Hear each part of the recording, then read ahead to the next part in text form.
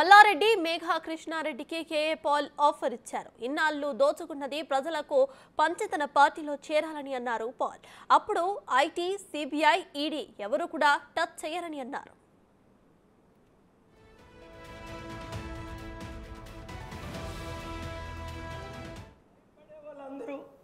జక్కయ్యకి యేసుప్రభు ఏమన్నాడు?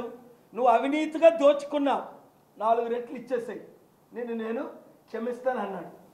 దోచుకునే మల్లారెడ్డి పుల్లారెడ్డిలకి, మెగా కృష్ణారెడ్డిలకి నేను ఇచ్చే హెచ్చరిక ఏంటంటే, మీరు దోచుకున్నది పట్టుకొని వెళ్ళరు, పైకి ప్రజలకు పంచేయండి. నా దగ్గరికి రండి. ఎవడు ఆ ఐటీ, ఎవడు ఆ సిబిఐ, ఎవడు ఆ ఈడీ, నేను చూసుకుంటా.